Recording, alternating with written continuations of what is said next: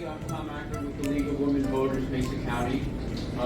Today, Ruben Pacheco and I are offering a service. It's going to be interpreting. Those people needing English to Spanish interpreting, we have headsets back there. This is language justice.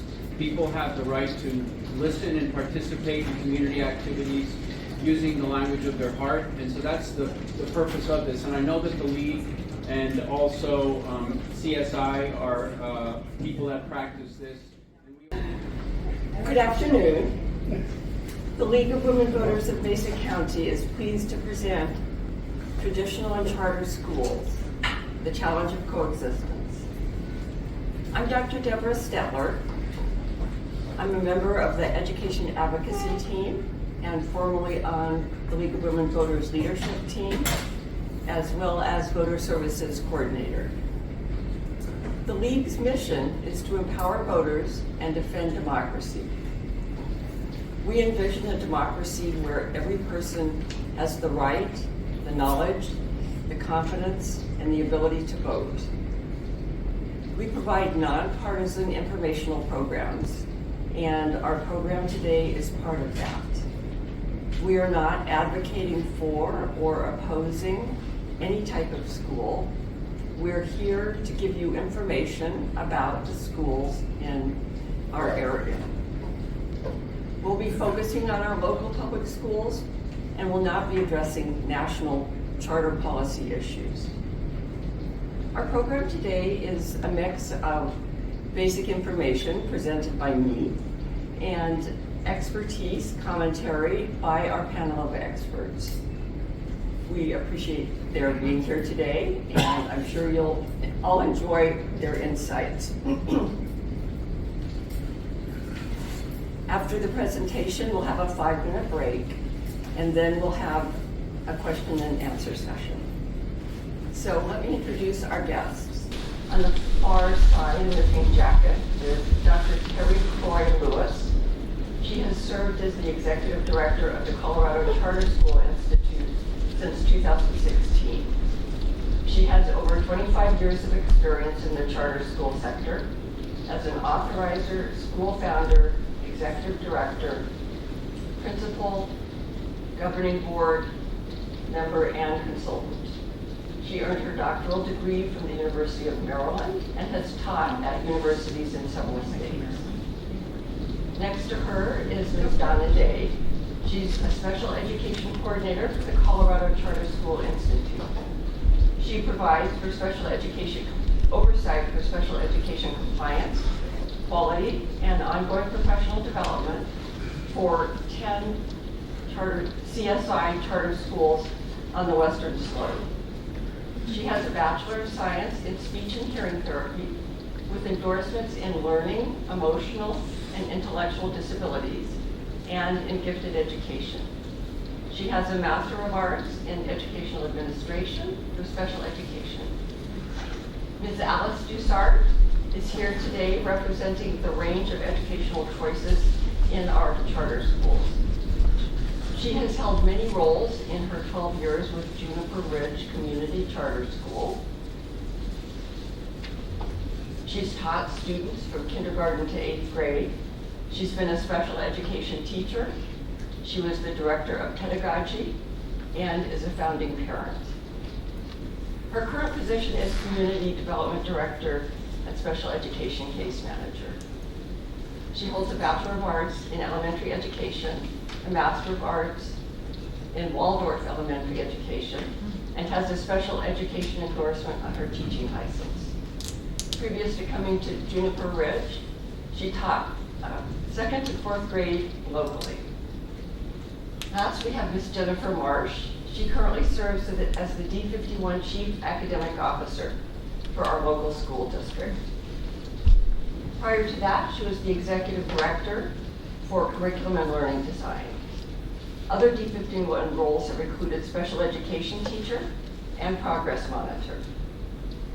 As well, she served as an Assistant Principal. She has a bachelor's degree in social and behavioral sciences and a master's degree in special education. And there they are, in all their glory. just met Tom Acker. He graciously offered to do interpretation. He is an emeritus professor in Spanish from Colorado Mesa University. In addition, Ruben Pacheco has made himself available. He is an interpreter for Pacheco Enterprises 100. We're really happy to have them here as part of an effort to make sure that every community member can benefit from an educational program. This program would not have been possible without teamwork. Our education advocacy team consists of myself, Dr. Tom Acker, Ms. Judy Herb, and Ms. Jody Smith. So as the education advocacy team, we spent hours reading and discussing to educate ourselves on this topic. We read academic journal articles, newspaper articles, articles published by think tanks, and policy papers by think tanks. We used the websites of D51, the Colorado Department of Education, and the Colorado Charter School Institute to inform ourselves about laws and regulations and details about achievement and students present in the D51 and CSI programs. Finally, we consulted education and policy experts in the League of Women Voters of Colorado. Today, we're going to be exploring how traditional and charter public schools are alike and different, and challenges they face, some of them similar and some of them unique. First, I'd like to take a moment to talk about how a charter school comes into existence. When a group, maybe of parents or educators or people who are interested in promoting a particular curriculum, decide they'd like to start a charter school. If they want it to be a public charter school, they have to have it approved by a governing body. In our case, that could be either D51 or the Colorado Charter School Institute. In just a moment, I'll have Dr. Corey Lewis talk to you about the Institute, but for now I want to show you something. This is our public school system as it relates to, our local charter schools have about 2,400 students. There are two authorizing bodies for charter schools, D51 and CSI. There are about 1,000 students that attend schools that are authorized by D51 and about 1,400 students that attend schools that are authorized by CSI. CSI is part of the Colorado Department of Education, not part of a local school board. CSI charter schools do not answer to a local school board. Instead, they are authorized and supervised by CSI. Thanks, Judy. Dr. Corey Lewis, could you fill us in on why CSI exists? Because there is already a pathway for getting charter schools. Absolutely, can you hear me? Charter schools were authorized or came into existence in 1993, and the only way to be authorized as a charter school was through the local district. And in 2004, there was a bipartisan effort down at the Capitol to create another alternative authorizer. And that is true for many states across the country, that there are more than one authorizer is actually considered best practices. And the reason being is that there may be a reason why the district is not in a position to authorize. They're not interested in authorizing charter schools. There are a variety of reasons why they may choose not to participate in the charter authorizing experience. I would also say that something unique to Colorado is something called exclusive chartering authority. An exclusive chartering authority means that if a district has that, as D51 does, then an applicant has to receive permission from the local school board, D51 school board, to release an applicant to apply to CSI. There are 178 school districts in the state of Colorado, and most of them, the vast majority, have exclusive chartering authority. So it's very rare and very difficult for an applicant to come directly to CSI. They first have to go to the district. And that is true here in D51. Thank you. And another question for you. A local school board answers to the voters. Who does CSI answer to? Very good. Thank you. So the legislature created these two different bodies of authorizing the school board at the local district and then CSI. And in doing so, they created an independent governing body. That consists of 9 board members. We have a 9 board member team. 7 are appointed by the governor and 2 are appointed by the commissioner. The 7 that are appointed by the governor must also go through a confirmation hearing. So the legislature also has to approve that they can sit on the board. They have 3-year terms, and they are only allowed to do 2 terms. So 6 years is the total amount. It's also required in statute that this board has certain qualifications, such as the board itself must be politically balanced. There cannot be a majority. There also needs to be that they have certain qualifications such as either charter experience, education experience, special education experience, finance. So there's a list of qualifications that board members must have. So they're interviewed by either the governor or the commissioner, and then those decisions are made by either one of those. So that's who oversees our agency. I should also add that there's an appellate mechanism. So if there is a decision made by our board that the applicant or the school does not agree with, you can appeal to the State Board of Education. So our board doesn't necessarily have final say. If in certain cases they can appeal to the State Board. So that's how the authority is laid out. Another question for you. What would you say to people who have concerns about schools that are not under local control, like D51 authorized schools? So it is a decision by the district in most cases, and many times since they have to release the school to apply, there are many ways that we get involved with the local community.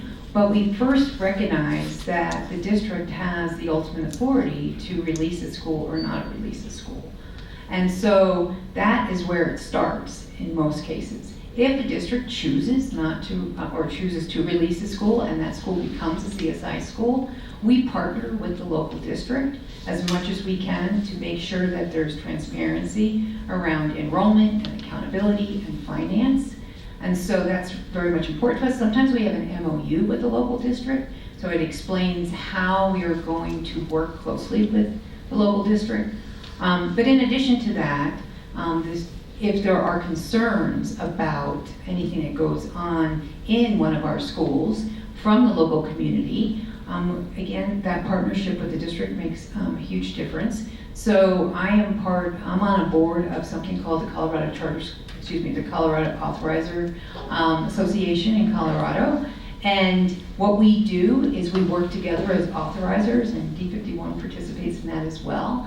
And so if there's a concern, another authorizer could reach out to us and say, we've heard from community members, there may be a concern. And so then we could investigate that if it's something that we need to do. So our goal is to make sure that there is an open line of communication between the local school district and CSI for these very reasons that it is a local issue. The school is geographically located in the district, and we want to make sure we respect that.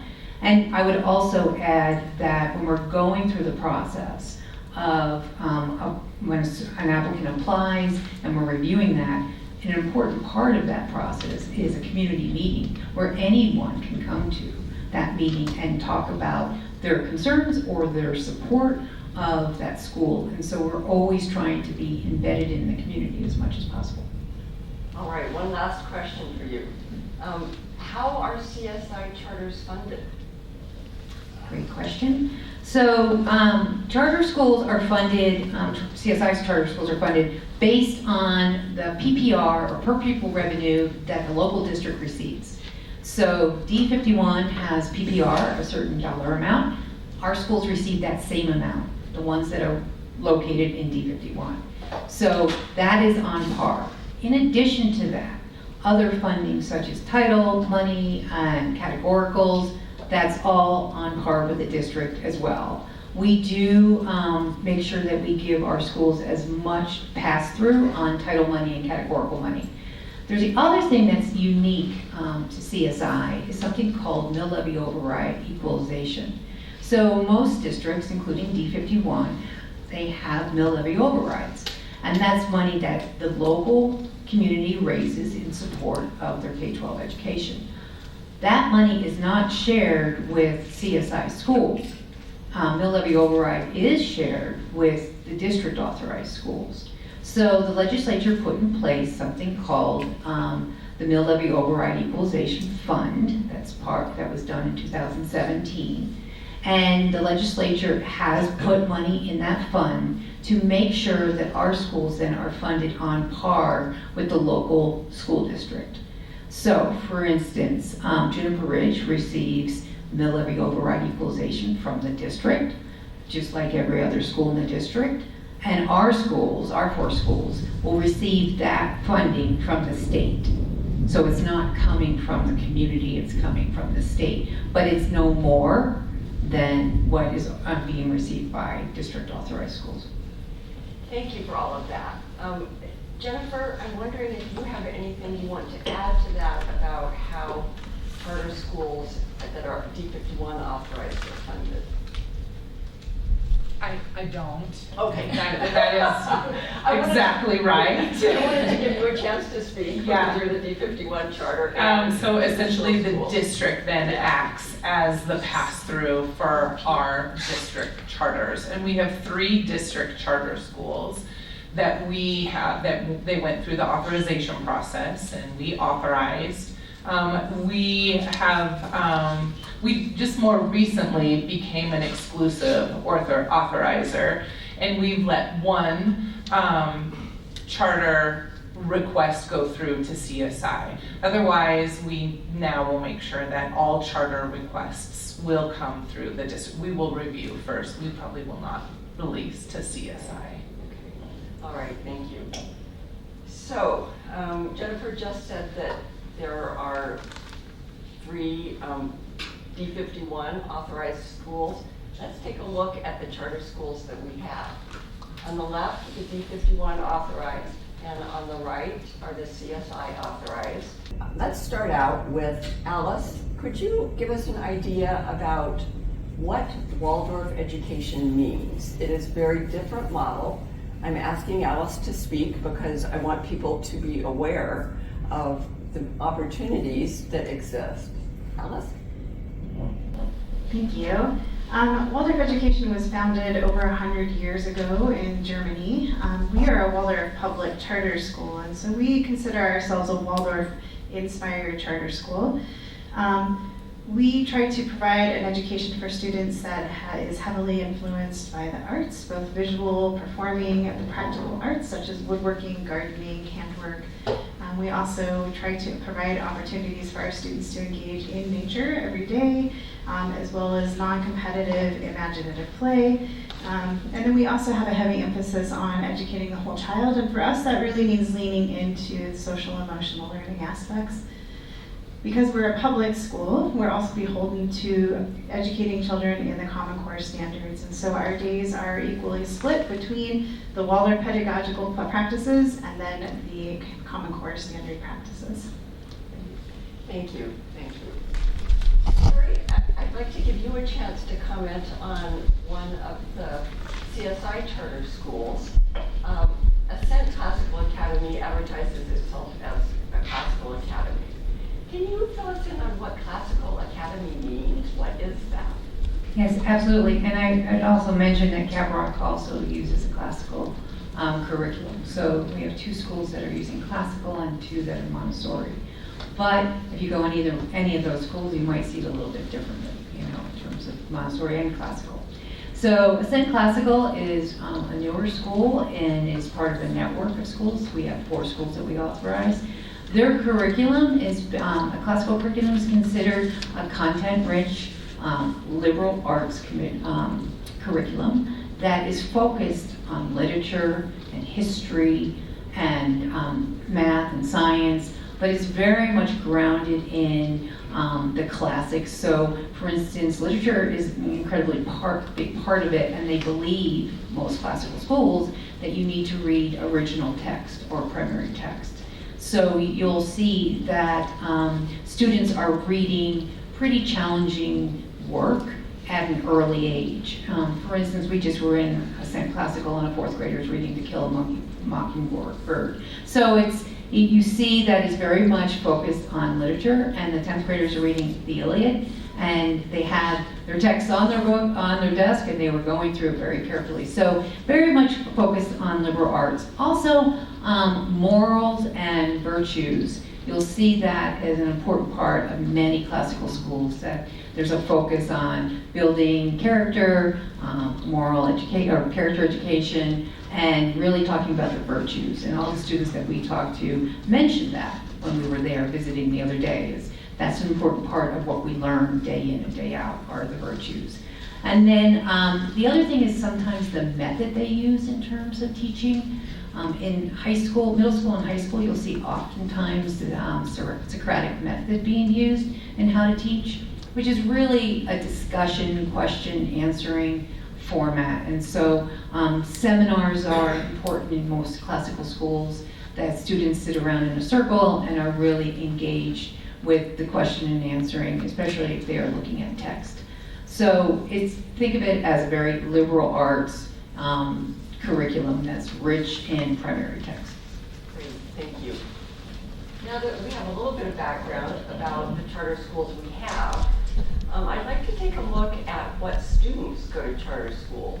Concerns are often raised that charter schools may not represent the students in their community, that they may end up teaching students that are easier to educate for some reason, that they may not have a community representative share of other groups such as minority students or even gifted students. So let's take a look at that analysis.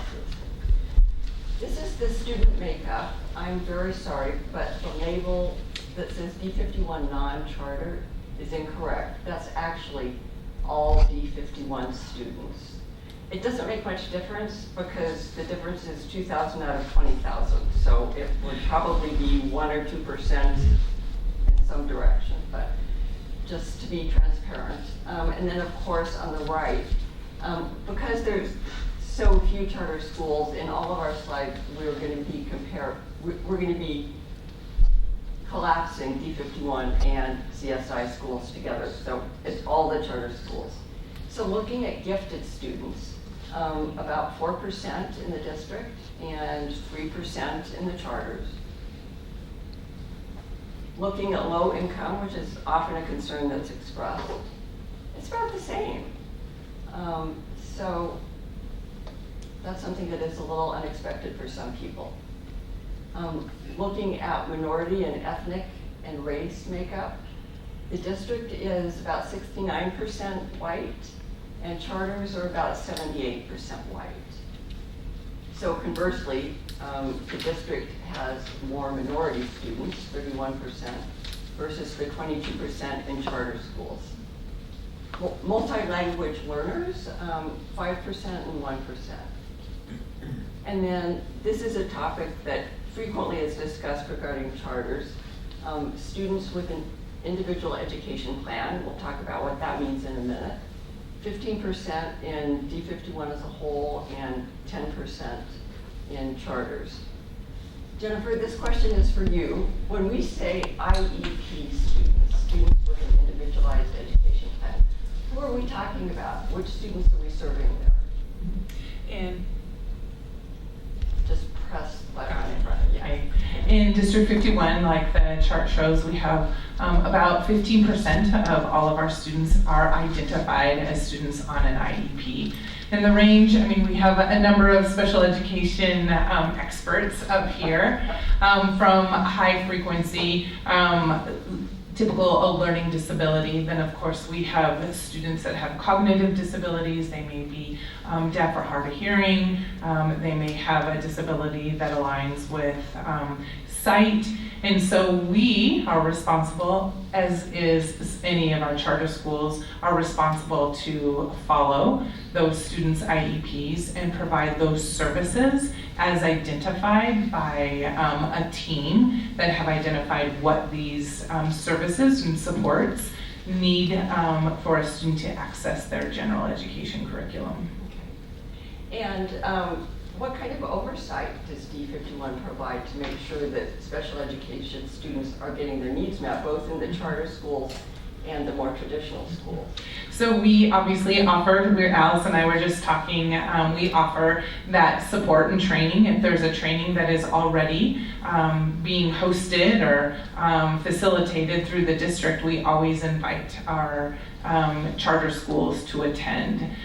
They call us on legal issues or on any kind of special education concerns or questions. We have a coordinator that will touch base and make sure. And then of course they have to follow the same rules that the district does when it comes to having somebody who's qualified to provide those services.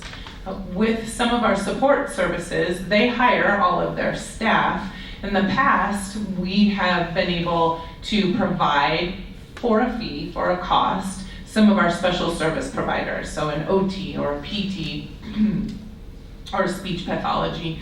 Lately, those positions are hard to come by for the district, and so what we do then is allow or just ask for the charter schools to find their own therapists, which is what they're doing right now. And sometimes it's a little harder than others. It's been a challenge. Yeah. Thank you. Donna, the next question is for you. Jennifer sort of alluded to it, but are charter schools allowed to deny entry to special education students? Just press the button on front. No, we're not. We are actually public schools, so we fall under the exact same requirements as any other public school in the state or the nation. We provide services to every student that walks in that door. So we provide special education, any federal programs that the student needs, multilingual learners, free and reduced lunch. Any student that comes in, we provide those services. We're unique in a little bit of a way in that our schools do not have a local district where if we have a student with more significant needs, we need to find a way in our individual charter schools to provide those services for those students. We don't have center-based schools or anything like that where we can look at sending a student to a program that is identified for significant needs or significant behavior needs. So yes, when a student walks in the door, we provide the services. Another thing we do is we do have enrollment procedures where we do not know if a student has any kind of a plan before they're allowed to enroll in our schools. So if a student goes through the lottery and they're offered a seat in our schools, it's not until after they're enrolled that we ask if they do have a plan. So it's non-discriminatory also. And one more for you. Can you tell us a little bit about the CSI oversight activities for special education? Oh, sure. We have a director of special education who is located in Denver, and then there are 5 coordinators who serve the various schools around the state. So I have the schools on the western slope. I serve schools, well, until this last year I had from Steamboat all the way down to Cortez and Durango and over to Edwards and Salida. So a variety of schools. This year another coordinator has the school in Salida and Steamboat, but I have the rest. So I have 10 schools over here. I provide oversight for special education programs, professional development, a review for compliance, and also help provide support, legal support when needed. I'm not a lawyer though. Great, thank you. Alice, here's a question for you. What is your role as a special education case manager? Yeah, as Jen said, this year we've been asked to hire our own special providers, and so I have been aiding in that search for them, and so fortunately we've been able to find some local virtual providers for our school this year. I also serve to oversee our IEP development process and making sure that students are receiving the services that they need.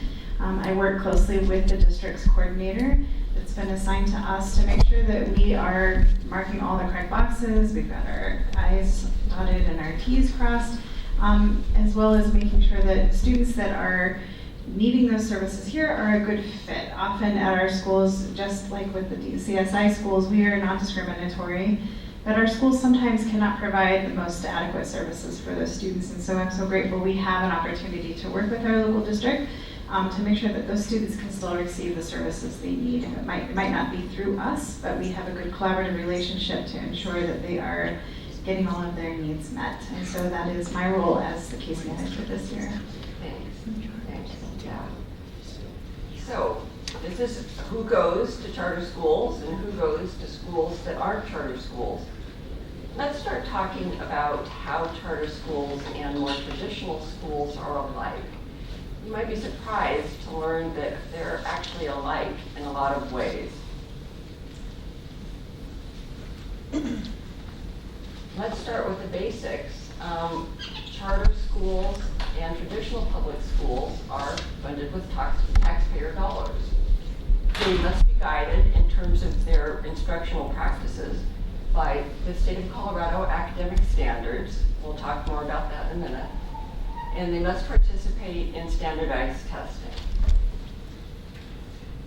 So let's expand on those last 2 points a little bit. What do we mean by academic standards? The state of Colorado Department of Education has developed basically content guidelines for every subject for every grade level from preschool to 12. The purpose of that is to try to ensure that every Colorado student learns the basics and that all Colorado students are learning something similar, since it's a statewide endeavor. So what do we mean? Students must learn certain things. For example, a 7th grade social studies student needs to understand the structure and function of different kinds of government, like a democracy, like a constitutional republic, like a socialist government, like a communist government. And you might be surprised to learn that the Colorado Academic Standards for Social Studies has a civics component, and there are civics requirements in terms of academic standards for preschool through grade 12. You know, on the younger end, it's not really about what's the Constitution mean. It's more about how do you cooperate? How do you operate in, you know, a group? How do you be responsible? But it's something that every student should learn something about every year. The other part is students must learn how to do certain things. So, for example, a 4th grade math student needs to know how to solve a word problem that requires adding or subtracting fractions. So there's a lot of different concepts in there that you have to be able to put together to be able to solve that problem.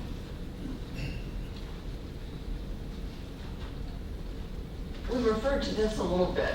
I used the word curriculum a lot in this talk, so I wanted to clarify what that means. Curriculum means how the standards are taught. So it's along the line of what Terry was talking about. You know, what's the teaching method? Is it Socratic? Is it lectures? Is it hands-on? Is it nature-based? But no matter what the teaching method is, in the end, the student needs to learn the content that's specified by the academic standards.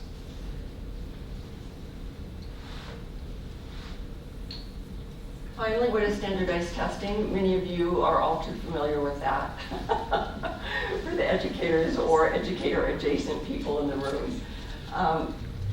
In order to try to develop the best possible education system, the Colorado Department of Education does require that students throughout their career receive testing, the same across the state, in the basic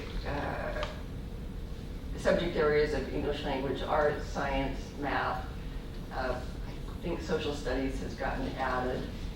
By the time they get to high school, they're doing the PSAT instead of a separate test. But the point is to make sure that what we're trying to do is actually happening.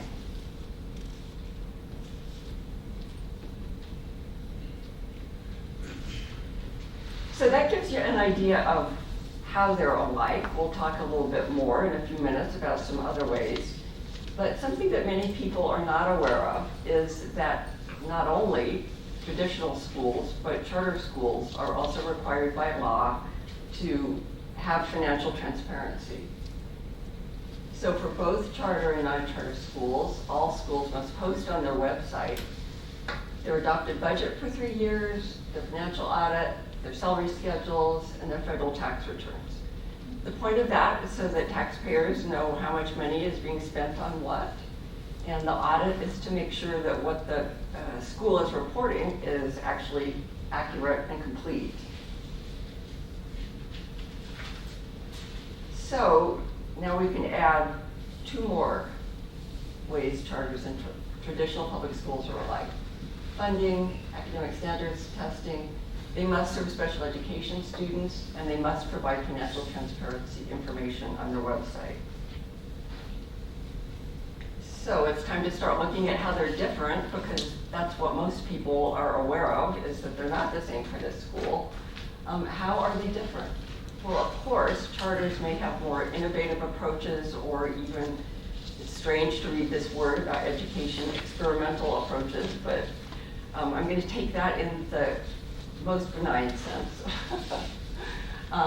But that's the point of charter schools, is to expand on the concept of how do we teach children. Because of that, there are some ways, some specific ways that charter schools can be quite different. One of them that people often hear about and wonder about is transportation. Another is a big topic about charter schools receive automatically something called waivers. We'll talk in a minute about what waivers are, but let's do the easy one first. That's transportation.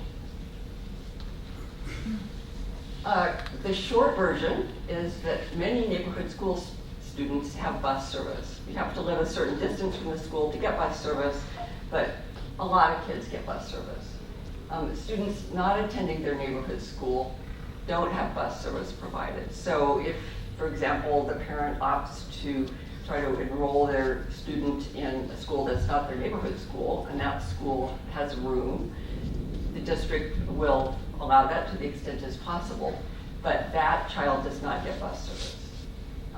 Charter students don't have bus service provided. That's the way it is in our local area. Around the country, you know, school districts and charter schools often make a variety of arrangements, but for us, they do not have bus service provided. This is of interest because it might act as a barrier for certain students when it becomes the responsibility of the family to provide transportation. That means someone has to have a car, and someone has to be present to transport the child. And in lower economic situations, it may not be possible for that to happen in a dependable fashion. So that was the easy one. Now let's talk about waivers. What about waivers? What is a waiver? A waiver is an exemption given to complying with a law. And the same 15 waivers are automatically given to every charter school. The idea behind that is, here's some laws or regulations or rules that probably can be used a little more creatively, and so we're going to give charter schools some leeway here. There's some examples are the academic calendar. A charter school could choose to start school a couple days later, or have their hours be different, or have their vacations be longer. They still have to provide the same number of hours or days of education as any other school does, but it just gives them a little more flexibility. That seems like a pretty straightforward waiver. There are other waivers that have much more significance on how children learn. One of them is the curriculum waiver, and the other is differing requirements for teacher licensure. I want to just note that every charter school should have an explanation of the automatic waivers posted on their website. This is transparency that the public deserves to have. The state requires that they post this under the financial transparency section of the website, which is not super helpful because nobody's going to think to look for it there. It would be helpful if charter schools also posted them in a more easily found fashion. So everybody gets 15 waivers. Additional waivers can be requested, and in fact, you have a menu of 275 waiver options. If a charter school wants a different waiver, they must go to the Colorado Department of Education to get permission for that. And they must provide the rationale, why do we want to do this, and a replacement plan. So this is what we want to do, but this is why it still meets the intent of the law. So they can't just say, no, we don't want to do that. There still has to be an effort to meet the intent of the law.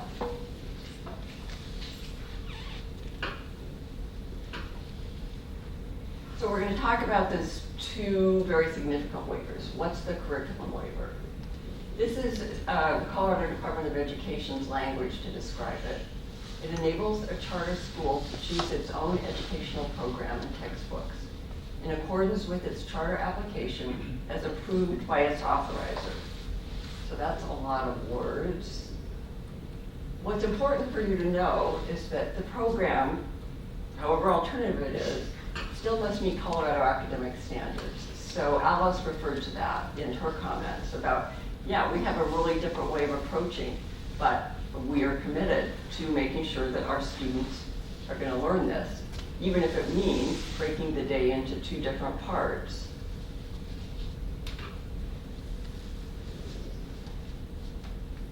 So the curriculum waiver refers to how the standards will be taught. For example, what textbook will be used, what teaching method will be used.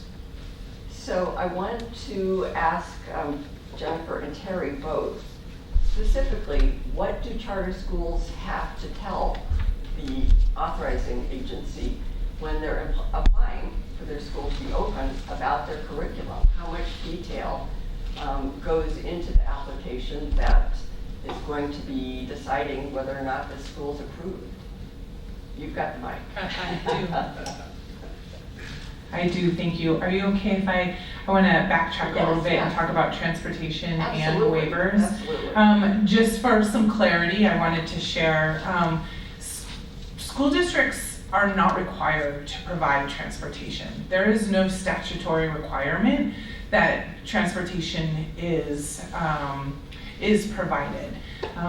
We do that as a school district, we do. I think that's where, and we provide that transportation, we fund that transportation through our PPR or through our mills. And so we have to ask, typically we need to ask sometimes our community, in order to keep transportation, we may need some help through mills to pay for that. So we are not obligated, just as the charter schools aren't as well, but we do. And then waivers, typically when we talk about those waivers, what are we waiving or what exactly are the waivers?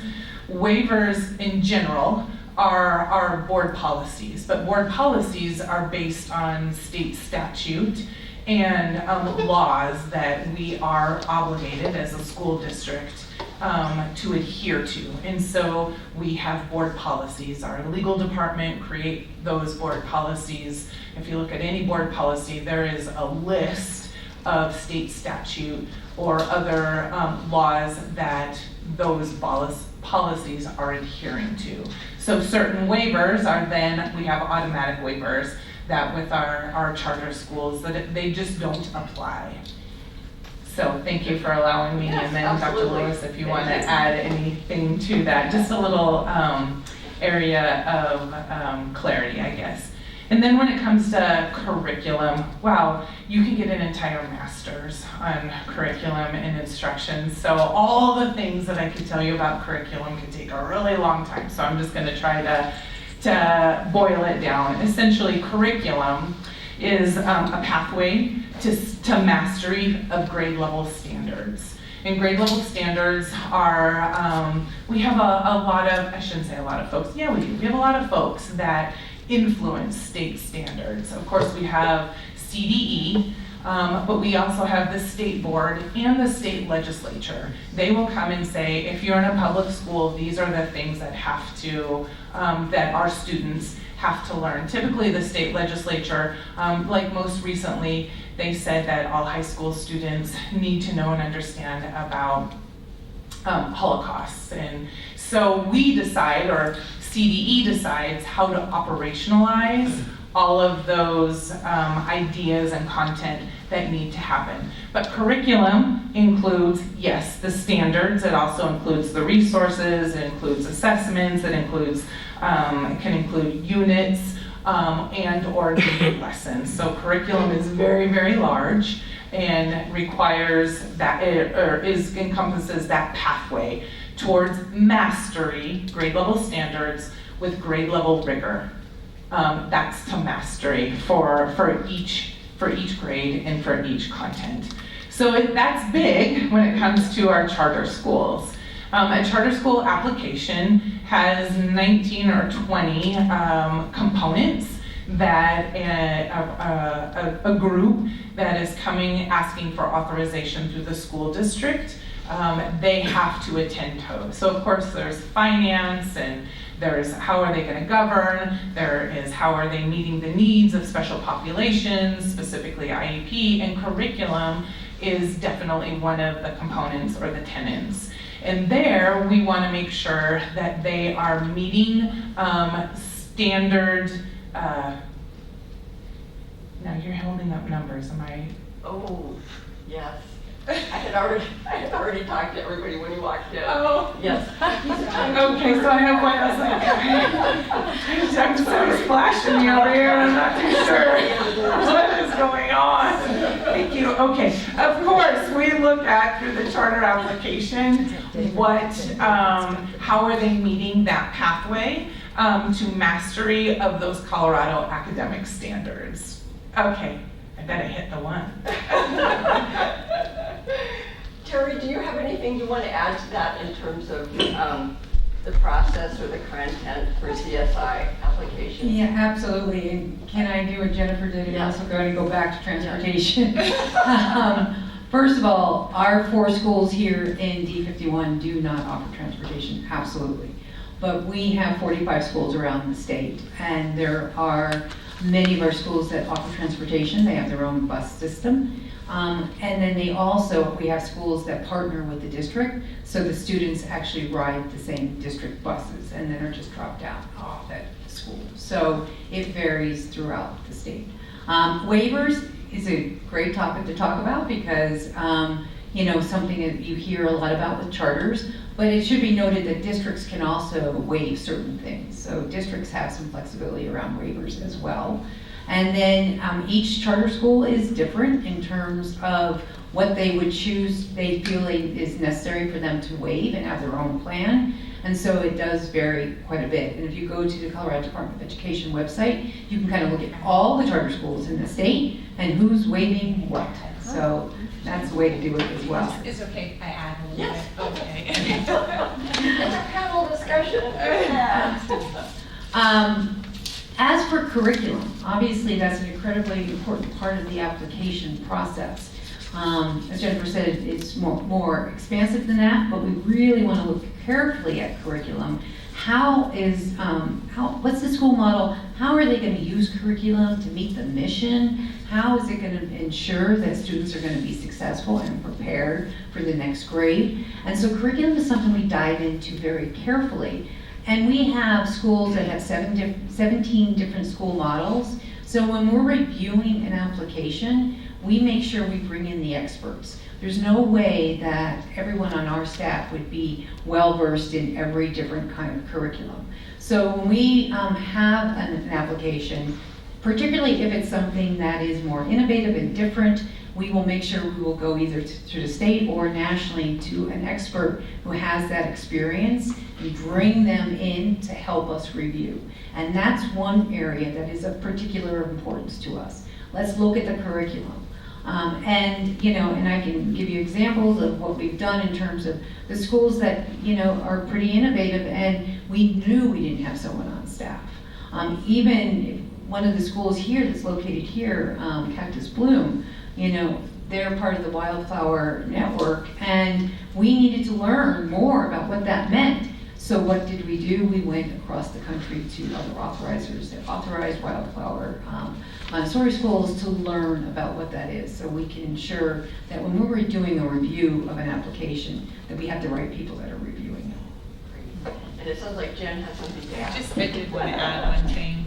Just as a point of clarity, we are a home rule state, which means that while we are all obligated to adhere to the Colorado State academic standards, we are not obligated to any one resource or any one text. So that gives us that opportunity or that fluidity with what we choose.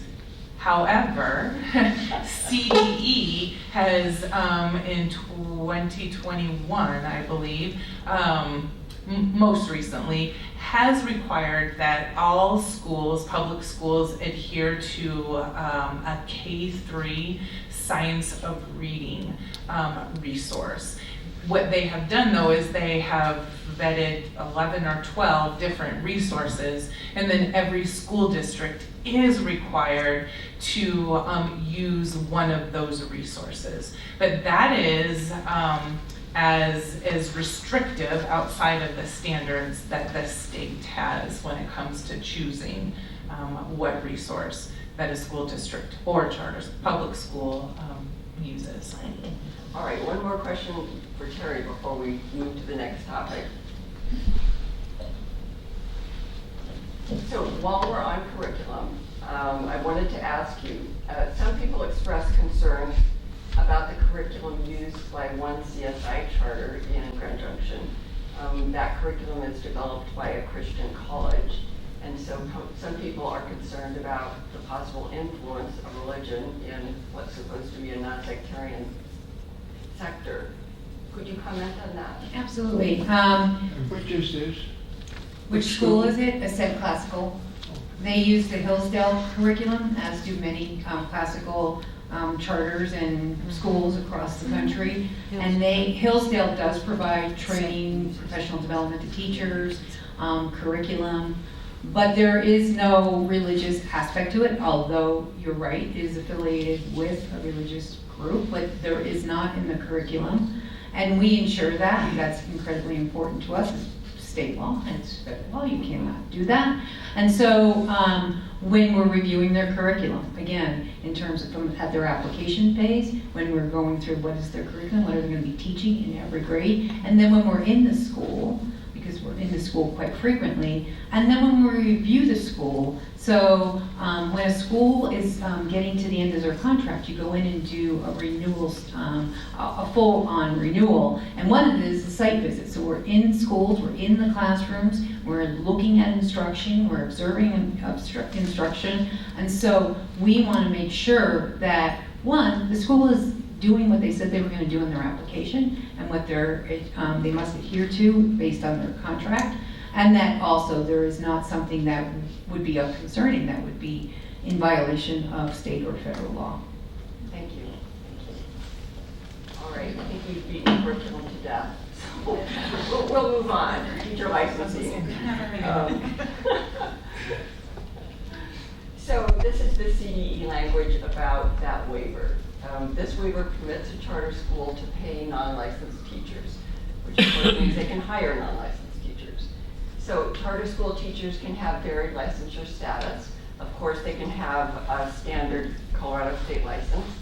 However, they could also have a non-Colorado teaching license. Or they could have a lapsed Colorado license. Or they could have several years of successful teaching experience in a setting where they didn't need a license. Or, and this is probably the most controversial exception, people with business or professional experience. There's certainly a role for experts in any area to be part of education. And you guys know, and you may want to comment, at what level of development that is most helpful and appropriate. Some people would have concerns that teachers in this last category lack specific training about how children learn. And in a moment, I'll give the panel an option to comment on that.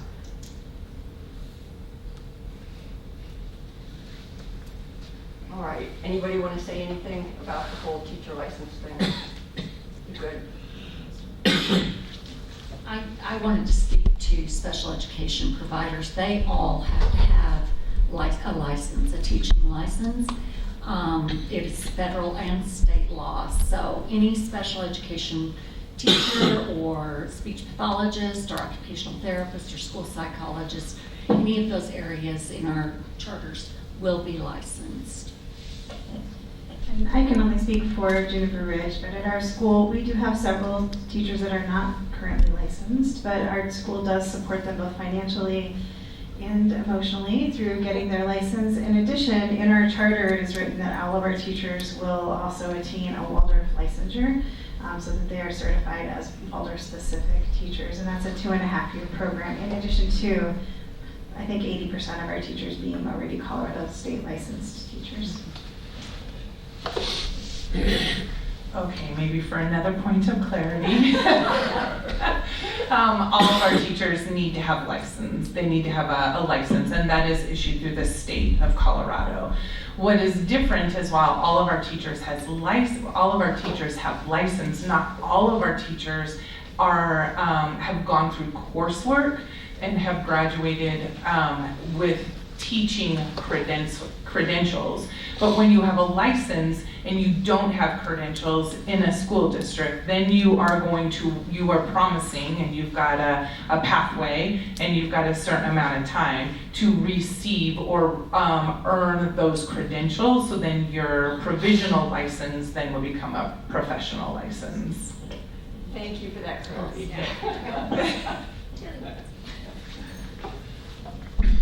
We all have something to say. This is an important one, for sure.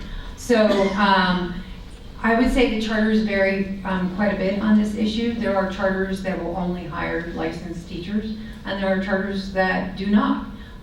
But they all not only have to have their SPED team all licensed, but they have to follow all federal and state law. So federal law requires that teachers be in field. So it used to be highly qualified, and now it's called in-field status. And to give you an example, if you're an elementary or middle school teacher that's teaching 3+ or more core subjects, they could have a Colorado license, they could have a degree in elementary education, and then they have to pass the praxis, so it's a state exam.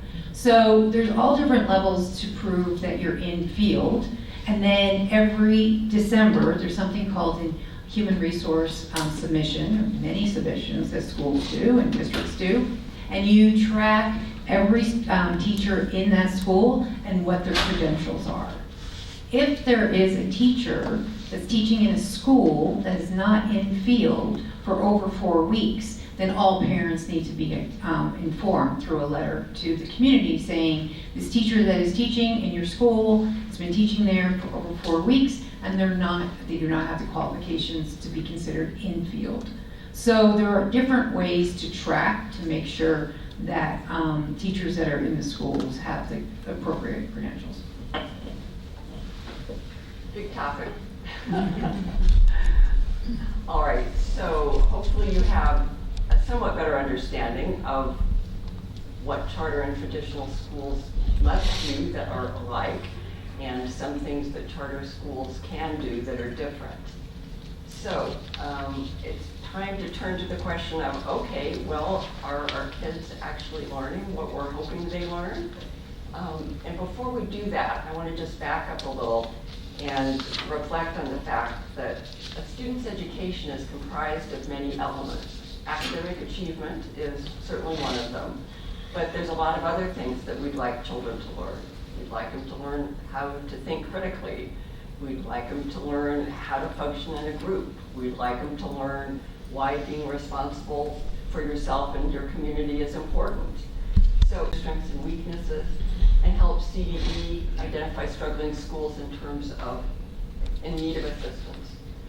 So once the standardized testing scores are in, the Colorado Department of Education has a rubric to use to decide how to rate on a scale kind of 1 to 4. There's 4 different levels.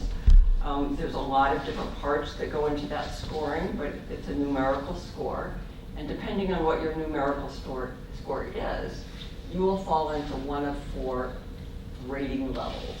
Performance is meeting the majority of expectations. Improvement, meeting or approaching many. Priority improvement or turnaround doesn't meet or only approaches meeting most expectations. And the difference between priority improvement and turnaround is kind of a cutoff based on what exactly your score is. So how are our kids doing? At the top, there's the designations that were just on the previous slide. Let's take a look at D51 first. D51, those are non-chartered schools. So turnaround none, terrific. Priority improvement, for technical reasons, there's one school in the priority improvement area. That's one school, that's why it's a weird number of less than 1%, because there's less than 100 schools.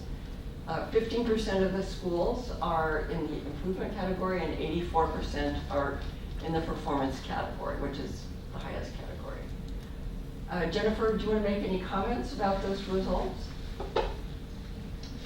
Yes. Of course I do. Clear. Just clarity. I do. I want to talk about that priority improvement, that point. Frankly, all of our schools in District 51 with this most recent SPF release are in the top 2, so improvement or performance with academic, in their academics. Unfortunately, we have one school, while they were in the improvement category, they did not have enough students test. And so because of that, it was a ding because participation, they did not meet 95% and they were knocked down a rating. However, all of our schools are in the top 2 for 100%. All right. And now let's look at the combined charters. Turnaround none, priority improvement none, improvement 20%, performance 80%. I think our kids are learning a lot of stuff. Terry, do you want to comment on the? Absolutely. Thank you. Yeah, so of our 4 schools here, Ascent Classical is improvement, has just come out as improvement, and Caprock is performance. And our 2 Montessori schools are insufficient state data because they're too small. If you look at our portfolio across the state, we have the vast majority of our schools are in improvement or performance. We have this new preliminary scores that have come out. We see that one is a priority improvement, and that school's now in renewal, and that school may not stay open. It's priority improvement, it's been struggling. We're not afraid to close schools, and we've closed about 9 schools in the last 10 years. So if that needs to happen, it will. And then the other school that was similar to one of your schools was improvement, but they didn't do what they need to do to get all their opt-outs or all their participation, so they were dinged too, and they were down to priority improvement. We don't really have a lot of tolerance for that. That's an adult problem, not a student problem. And so we come down pretty hard on our schools that have done that because it doesn't look good for anyone, right? And it's unfair to the school community. So we're pretty frustrated with that. But if a school is in priority improvement or turnaround, Closure might be an option.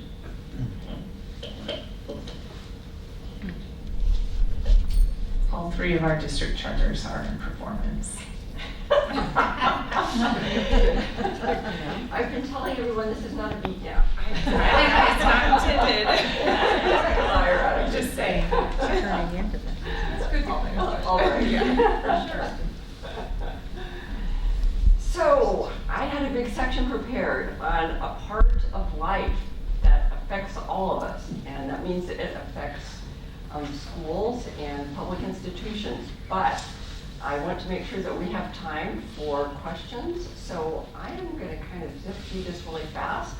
I'm not going to give you the examples I wanted to, but the first is that schools can receive donations, and sometimes those are large donations, and those donations can come to either public school systems, which of course sometimes contain charter schools, or charter school systems.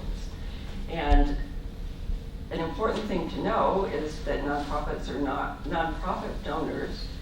An organization that's a nonprofit is not required to identify their donors. So if that makes it very difficult for the public to evaluate the values or motives of large dollar donors sometimes. And let's not forget that campaign donations can definitely affect school policy. And while we're talking about money, I would just like to let you know about a school finance adequacy study that was done in 2022, finished last year, commissioned by the legislature in 2022. The purpose, they had a great idea. Let's find out how much it would cost to actually give every school, every teacher, every student what they need to get the best results. How much would it cost for everybody to meet the state standards, to meet accountability requirements, accreditation requirements, and the needs of all students? Kind of revolutionary, instead of saying, this is how much we're going to give you, figure out how to teach your kids with it. So there were two separate studies done by firms using different methods. You probably won't be surprised to hear that Colorado is grossly underfunded, and in particular, because I've had many people in the education community say to me, yeah, and even in Colorado, we're near the bottom. So it's not a pretty picture. These findings, in Mesa County, at least a 39% increase in funding is needed, according to these studies. Jennifer, provide me with clarity if I happen to be wrong about this point. You were never wrong. I was just providing more But information. D51's 2024-2025 budgeted amount for expenditures was about $235 million. Yes. Yeah, roughly, yes. Roughly. Yes. Yes. So if we count that, 39% is an additional $92 million. So I'm just letting you know that you have an opportunity from time to time to decide whether or not we remain underfunded, or if you're going to give our teachers and our schools and our kids their best chance. Could I add a little, just expand upon that? Yes. Colorado is not one of the more highly funded states, and out of the 178 districts that we have in the state of Colorado, our district 51 is about 174th in per pupil funding, and so that is why we must go. Obviously, the state does not provide any bond dollars; those are the district's responsibilities. And then, as a district, we roughly get about $11 million. I'm sorry, $11,000. That was a big mistake. $11,000 per student. So as our enrollment declines, so does our budget, and then we have to, and we need to go to our community, to ask for more mill and bond. And all of you that are here are our community members, and I want to say thank you for the last mill and bond that was just passed. You can see all the bond work that is going on in the district, and strong schools start with a strong community, so I do want to thank all of you. Hopefully you voted yes on both of those, but I do think our community, because we're funded pretty darn low. And while those adequacy, there was actually 2 studies, one for elementary, one for high school, and we are grossly underfunded as an educational system, but even more so at the local level, and we are still finding that our students our student outcomes are great. So I am super excited, and it's a way to build that trust with the school district, so that it's all about our students and that they have choices when they leave this system. So thank you. Yep. I'm gonna skip through everything else and just take us to the end of this so that hopefully you'll have some energy for questions. Let's just review how charter and traditional public schools are alike, funded with public money, Colorado academic standards, standardized testing, special education students must be served, have to provide financial transparency, and there's lots of money involved here. So it requires ongoing monitoring of financial practices at lots of different levels. And how are they different? Well, by design they're different. That's why they exist. By design, charter schools have more flexibility and opportunities for innovation. So it can be pretty creative. It can include curriculum design and choice of educators. And we leave it up to you to decide if that's bad or good. We are hoping that this program gave you some information that will help you make that kind of decision. Excellent. And so the question now is, where do we go from here? The development of a free public education system open to all is one of America's greatest achievements. That development is due in part to 19th century reformers such as Horace Mann, who some people think would call the founder of our current public school system. And I think it's useful to just reflect on his principles for what a public school system should be. He felt that education is a right for all citizens, that public schools should be accessible to all students regardless of finances, that public schools should not promote any particular religious denomination, but rather focus on shared moral principles, that well-trained professional teachers play a key role, that citizens cannot maintain both ignorance and freedom, that education could foster a more just and equitable society. It's vital to preparing citizens to participate actively in democratic government. It should be funded and controlled by public taxation. And the curriculum should include practical skills, character development, and understanding of democratic principles. And finally, that it should foster democratic values and attitudes in students, promoting civil harmony and civil engagement, which just seems like such a lovely way to organize yourself. Mm-hmm. So as we consider educational philosophy and approaches and methods today, I think we would do well to keep those principles in mind. Thank you for your attention.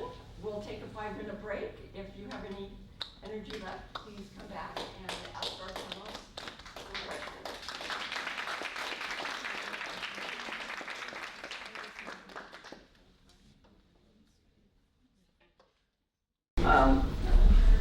Measuring school performance thing.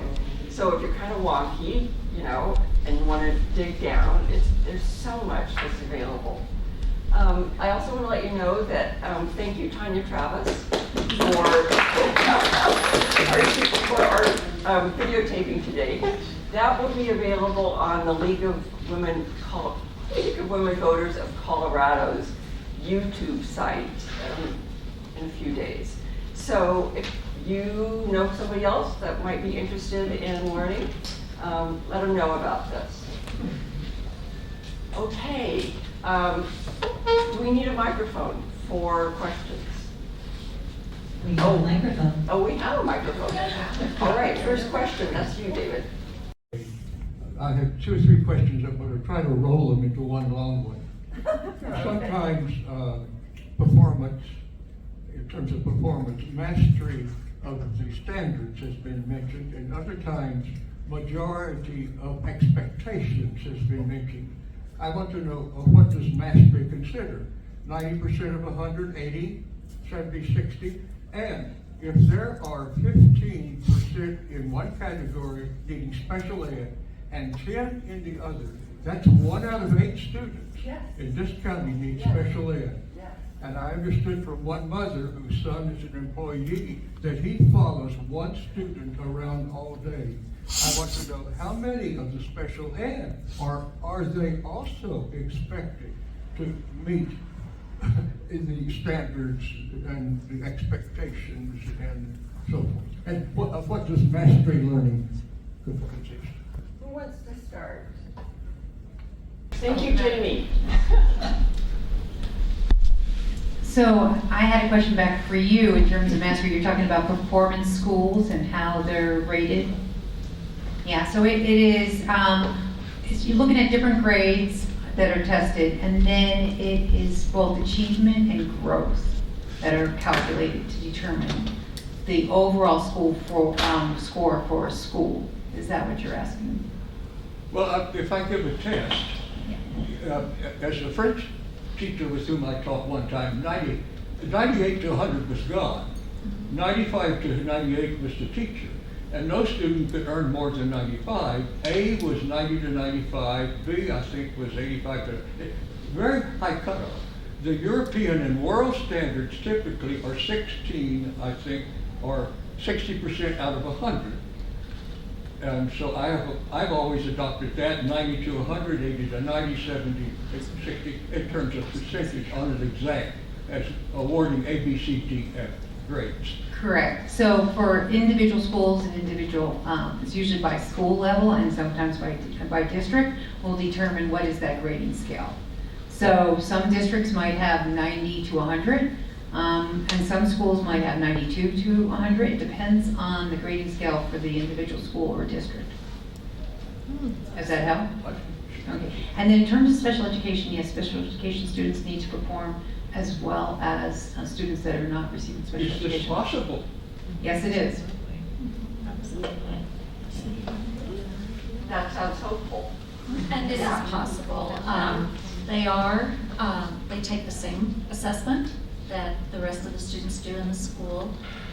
There is about, 1%, I think, that might, 2%, that might be on alternate standards, and those are students who have significant cognitive disabilities, and so they then take what we call the Colorado Alternate Assessment, which assesses growth for them each year.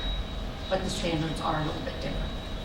Jennifer, of the $11,000 per pupil revenue, does that include any of the local dollars, or is that just state? That's just state. And then, may I ask, what are the local dollars flowing through per pupil? You can ask, but I can't tell you, not because it's a secret, because I don't know.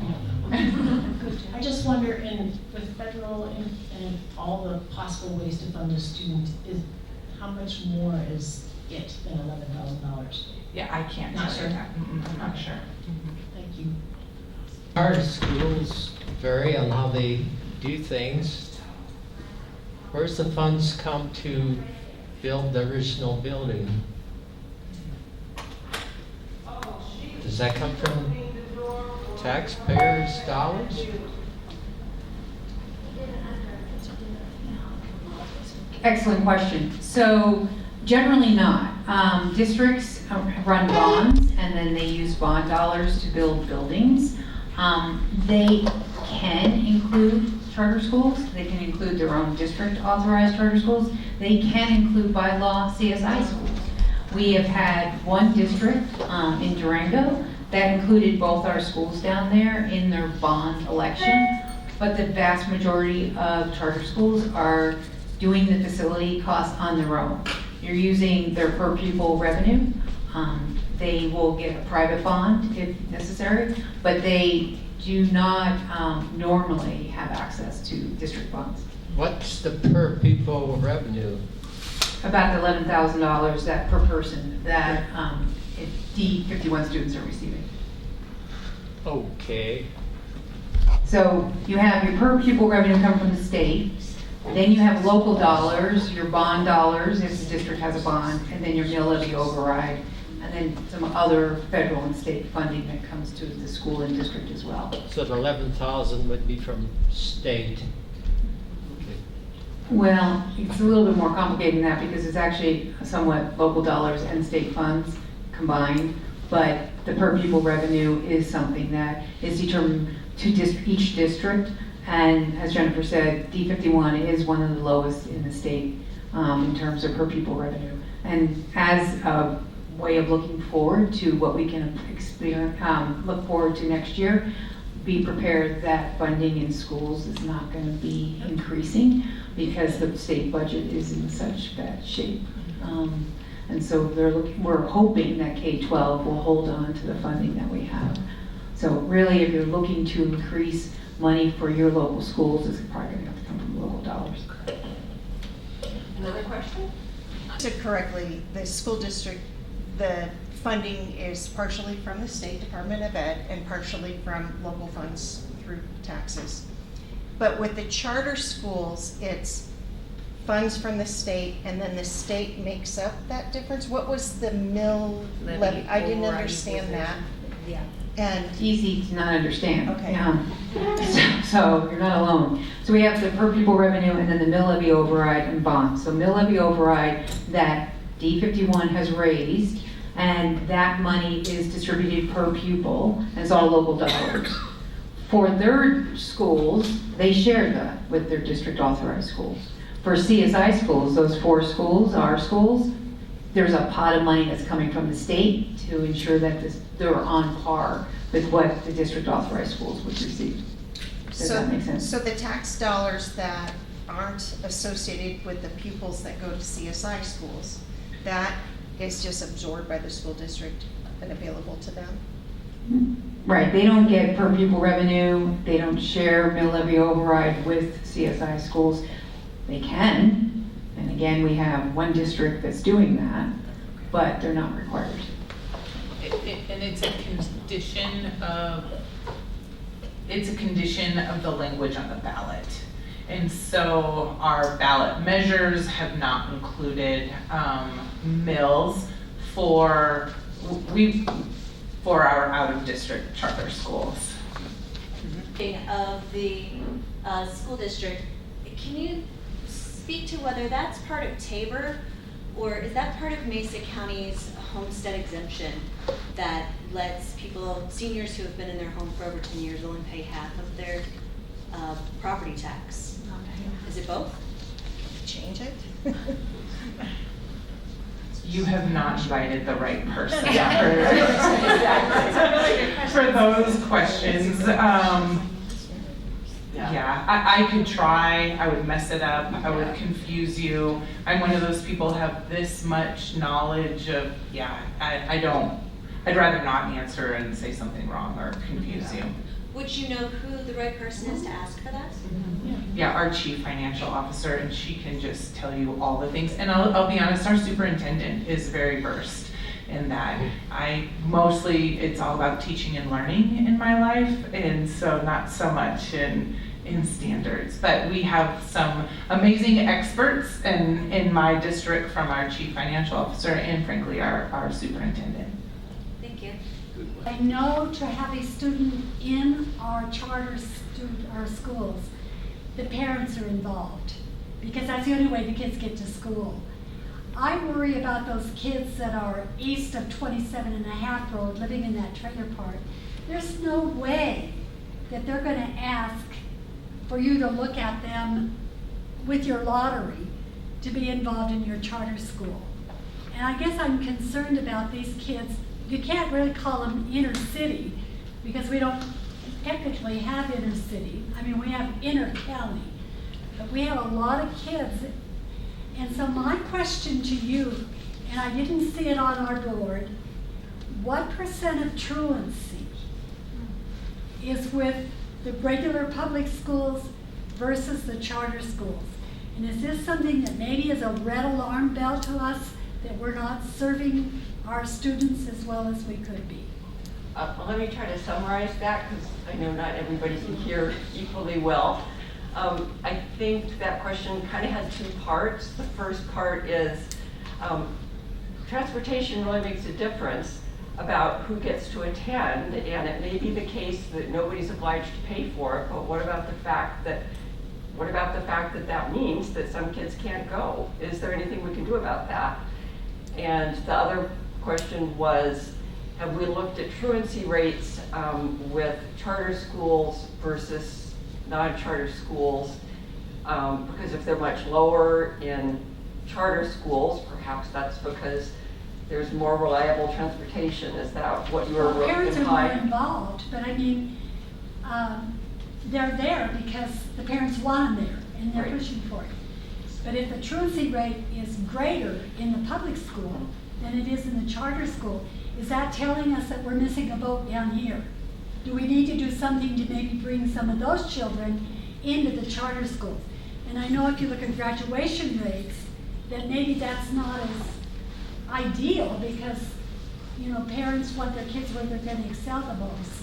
And if you've got these kids here that are maybe not as academically ready, then maybe that's going to pull the graduation rates and the scores down on the other schools.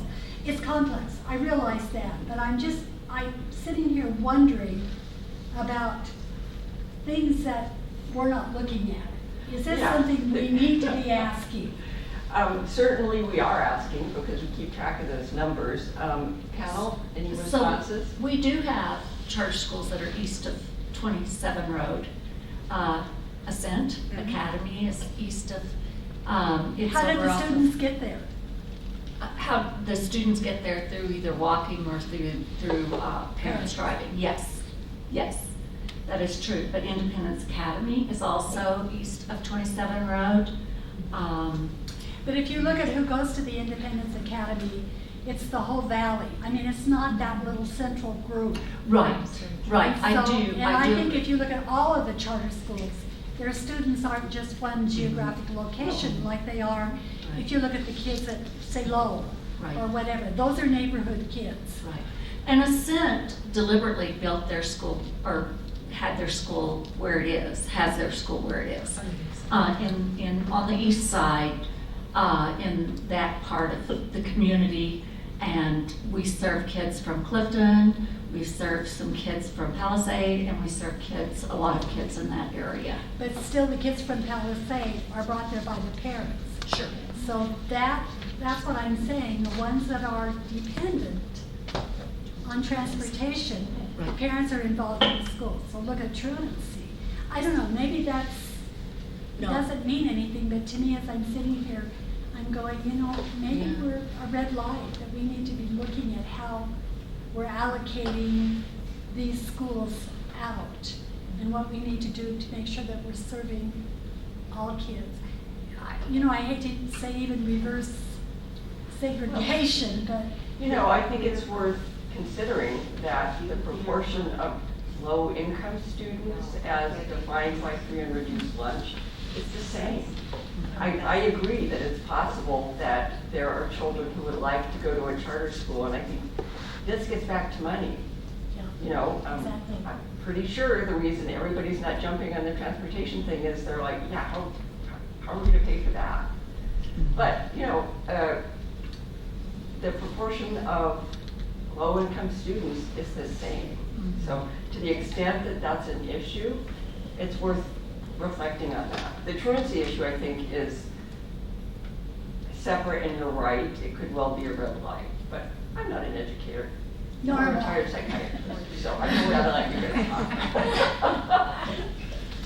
Well, I think you're absolutely right on the transportation issue. I think there is a cost. But at the same time, and just like Jennifer said, the district doesn't have to provide transportation, they choose to. We encourage our schools to provide transportation when they can, and I can name the schools that do have transportation. And sometimes it's the head of school, it's the bus driver, and you know, you're doing the best you can to have this available for all students. But you're right, it's a matter of cost, and it's a matter of the transportation reimbursement is pretty little. And so you don't get much from the state on that either. But if, the way to ensure access is if every school had transportation. But there's other ways too. I mean, bus passes and for high schools, not for the younger ones. There's free buses in different communities and coordination and effort to get kids transportation happens mostly. Where we really need the concentration is those solar grades though. I mean, that's where they're gonna set their, whether school's important to them or not. You know, I think what you're talking about is really a reflection of what kind of commitment are we willing to make as a society to lift people in poverty out of that state. Not give them a handout, but look at what they might need and figure out what's possible. You know, I've been told by multiple educators that one of the biggest predictors of academic success is socioeconomic status. So we can, you know, put all these little things here and there, but so long as it's okay for kids to not have enough to eat, you know, we're kind of beating our heads against the wall. I know I'm not supposed to ask a finance question, but I do wonder. It's very clear. Whatever Mesa County is, you said it was 124th out of 127. We're 174th out of 178. And do you have, what would be your best guess as to why that is?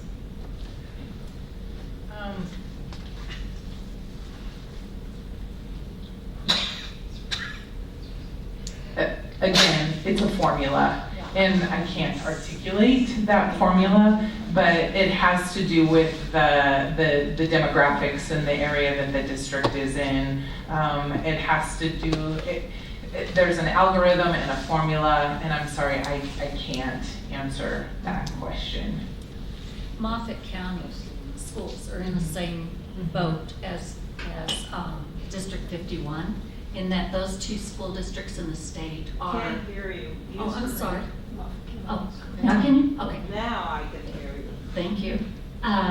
Those two school districts in the state, because of that algorithm that Jennifer was talking about, are the two lowest funded districts per pupil operating expense in the state. And your mountain towns receive more funding. There are certain very rural areas that receive more funding just based upon how that formula is done. I almost feel like Leadville is one of the highest. Another question? No, I was just, that formula is on CDE's website, so you should be able to go onto CDE and kind of see how schools and districts are.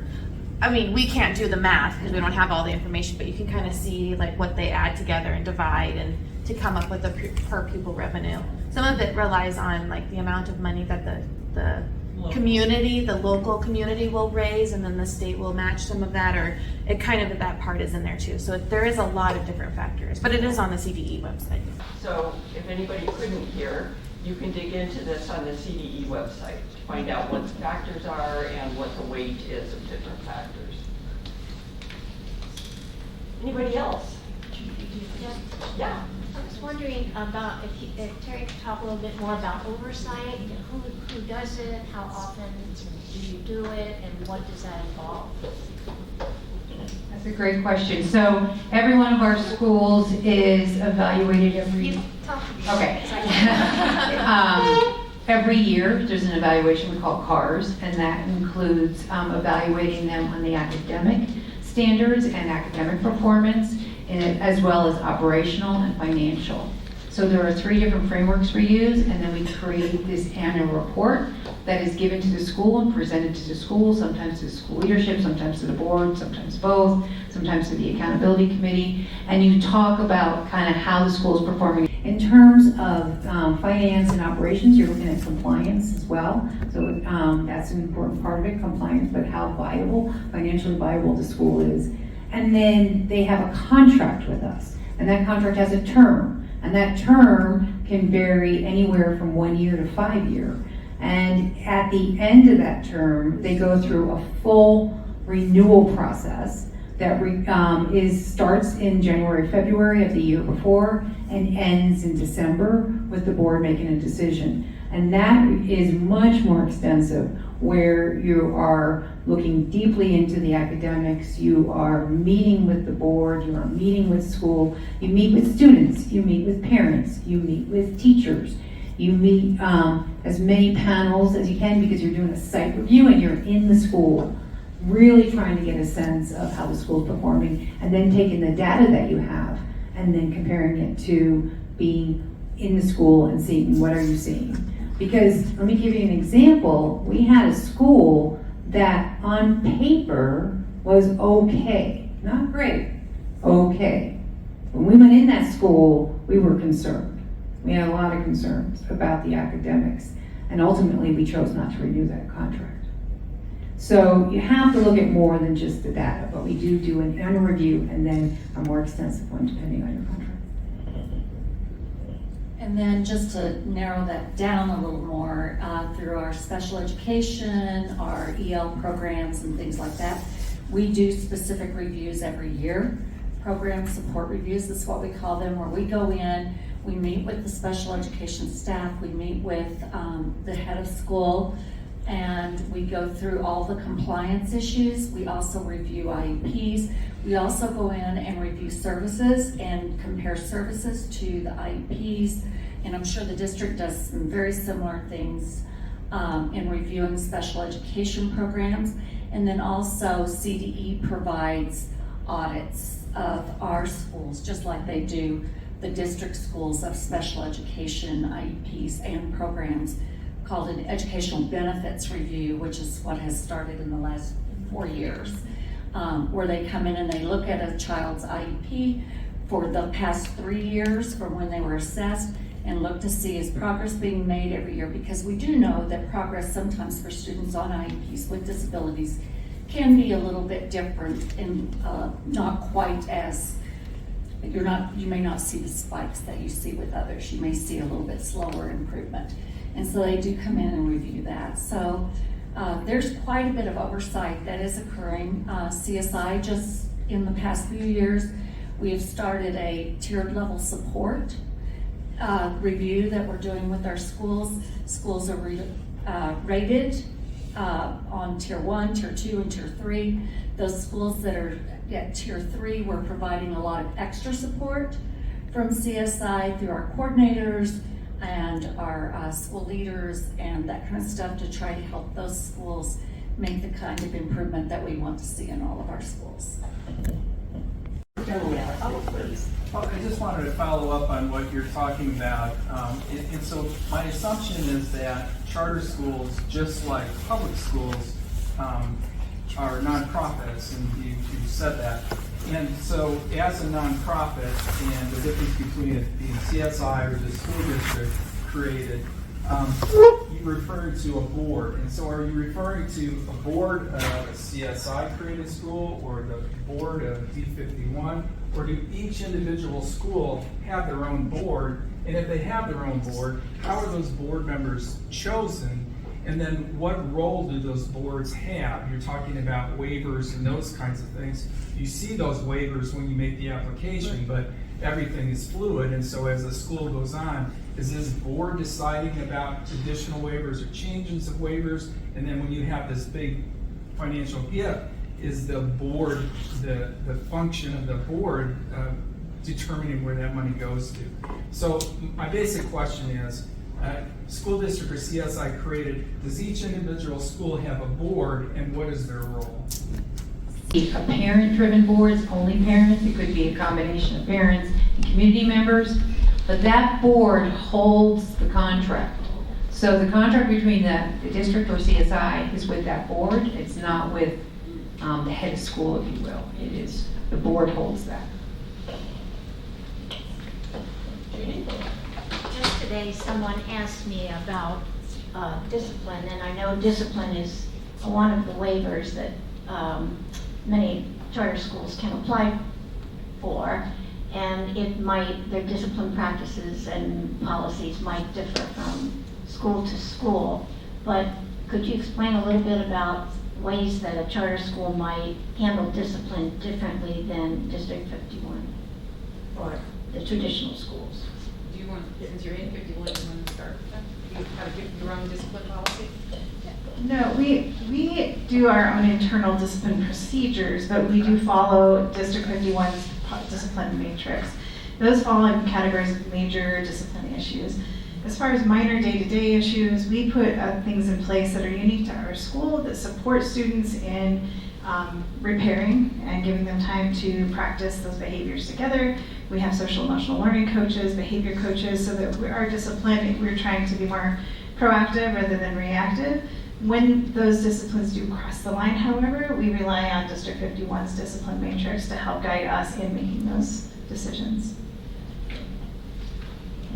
And our schools must follow state and federal laws, they must follow SPED, special education, so they can't just create a discipline policy that is outside of any of that, but they can tailor their discipline policy that is aligned with their school model, or their character education, or the way they do their classroom management. So for instance, some schools use love and logic, and some schools use restorative practices, and so you might see that embedded in their discipline policies, but their discipline policies have to be approved by us. Dave, what time is it? Give you time to go. 3:30, about 3:30. Other questions? We'll take a last question. Okay. You got it? He had it. Who, me? Yeah, you. Okay. That chart on charter schools in the valley, you had District 51, there's 3 of them. SCI, 4 of them. The money to build the facilities, could I say District 51 charter schools, the money, tax money maybe went to build those schools? Or is it just random? Our facilities handle it. Our school uses we budget some of our PPR funding that we receive to pay a mortgage that is underwritten by the school district, but that comes out of our direct budget. And does Okay. PPR is per revenue? Revenue? Okay, thank you. Did that answer your question? We're the I think so. co-signers. We co-sign.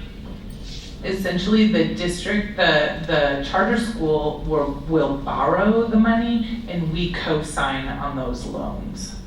Okay.